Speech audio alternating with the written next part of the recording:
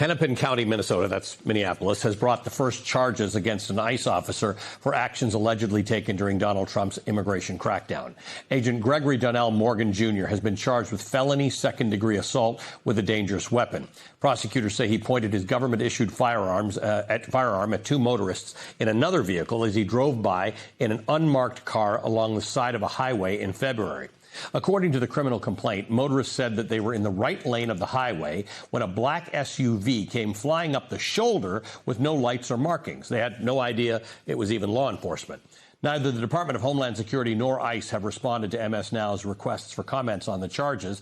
Hennepin County officials say this is only the first case to be brought against an ICE officer, and more charges against more officers can be expected. Hennepin County prosecutor Mary Moriarty says her office is investigating 17 incidents involving federal agents. Officials say they are reviewing the January shooting deaths of Alex Preddy and Renee Good. They're also weighing charges against agents involved in a shooting that left a Venezuelan migrant wounded, and they're looking into the arrest of an American citizen who was ordered out of his home in his underwear in frigid temperatures. State officials say in many of the cases the federal government has not been cooperating, holding back even basic information like the names of agents from local investigators. This case is a rare instance of state prosecutors charging a federal agent for on-duty actions. And Hennepin County is a blueprint for holding power to account. You might remember it was Hennepin County that secured state charges against the officers involved in the murder of George Floyd. And prosecuting federal agents and law enforcement in general is no easy task in this country. There are both practical and legal obstacles. Despite these challenges, state and local prosecutors are charging ahead, aiming to hold ICE agents accountable for the harm that they've caused to communities. Hennepin County Attorney Mary Moriarty joins me now. Mary, thank you for being with us. We appreciate your time. Thank you for inviting me to be here. You issued a nationwide warrant for Agent Morgan's arrest on Thursday. It's now Saturday. Do you know how this is going to play out? I don't. Certainly our hope is that obviously he's aware of the warrant now, that he or his lawyer would reach out to us and turn himself in. So we're waiting to see what he does. But we've not heard anything from him or a lawyer or the federal government for that matter. And this is where this gets complicated. Your ability to hold federal agents accountable for their actions in your state is affected by the federal government's lack of cooperation with local investigators. Some of that is structural, and some of that is specific to this administration, which has said after every instance of DHS involvement with citizens, they're not planning on cooperating with you. Absolutely not. And I would say, while there are legal obstacles to prosecuting a federal agent, we would be in much better position if the federal government wasn't actively obstructing our ability to get access to all of the evidence. In an ordinary, well, I'll never say an ordinary, but let's say a Minnesota police officer shoots and kills someone, there is transparency. Our local law enforcement, the BCA, would be on the scene. They'd process the case. They would give us the complete investigation. We would make a decision. We would be transparent about why we made the decision, and the BCA would post their investigation. So that's how things are supposed to happen, and the federal government is actively making it extremely difficult for us to do any of that. Well, some of these instances are more well-known than others. So let's go back to Alex Preddy, an instance in which the BCA, the Bureau of Criminal Apprehension, was sort of, for a while, actively prevented from being at the scene to gather evidence. Not sort of. They were physically blocked.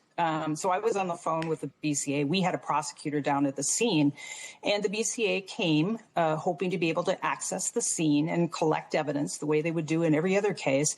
And federal agents physically blocked them from gaining access to the scene. So we and the BCA worked together. This was a Saturday. They drafted a search warrant. We got a judge to sign it.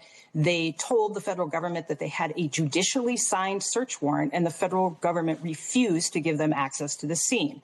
We then went to the probably unprecedented, we filed a federal lawsuit that afternoon and asked for a temporary restraining order, which was granted later that day.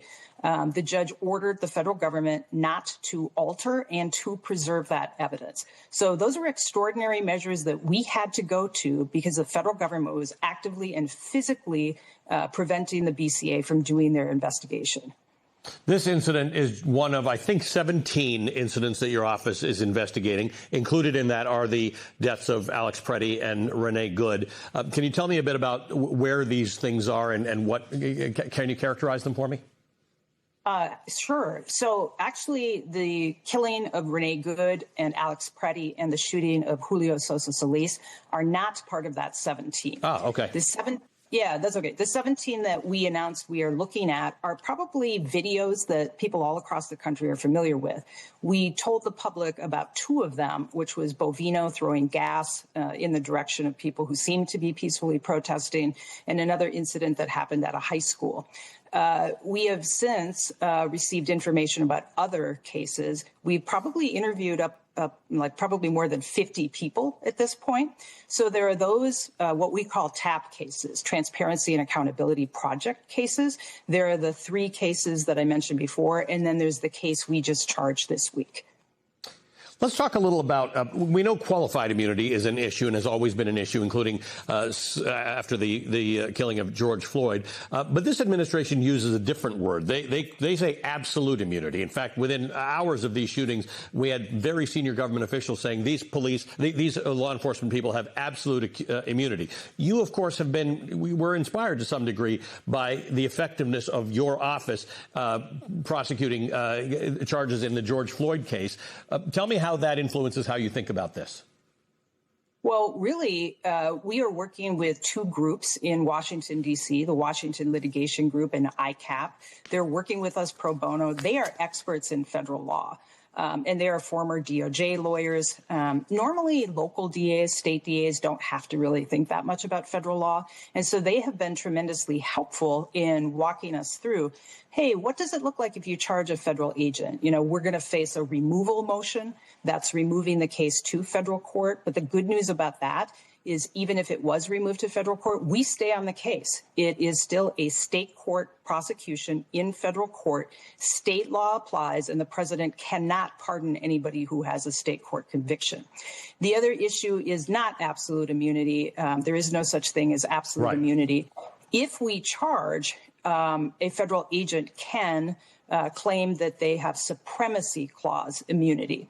What that means is the burden is on them to show the court that they were acting pretty much within the scope of their federal employment and that they did nothing more than what was necessary and proper. And so certainly that's a barrier that we normally don't have to deal with, but it's not insurmountable. I think the issue here that's the problem is, unlike most cases prosecutors get where we know what we're going to have and we will not have, we don't know what we don't know here. For instance, in Mr. Preddy's killing, we have no statements from any of the other federal agents. We've heard through the media that the agents were wearing body cameras, but we don't know. We don't have that body cam. We don't know what anybody's going to say. And so in all of these cases, it's a process of thinking about, okay, what could they say? So it's really trying to be strategic about, are we in a position where we could move forward? What are they going to say? And as you know, we filed a lawsuit in Washington, D.C. After the Department of Justice just refused to respond to our request to give us information under the APA. Essentially, we can't subpoena information like statements and personnel records, that kind of thing.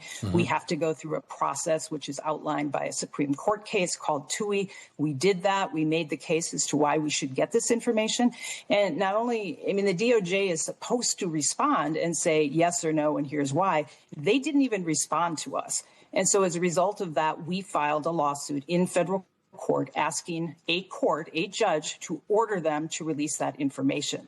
So the Department of Justice's response to our lawsuit is due sometime in May. And so we're kind of seeing how that goes, but we're still continuing to investigate those 3 cases, Sosa Solis and Good and Preddy. We'll stay on top of this with you. Thank you for explaining this all to us. Mary Moriarty is the attorney for Hennepin County, Minnesota.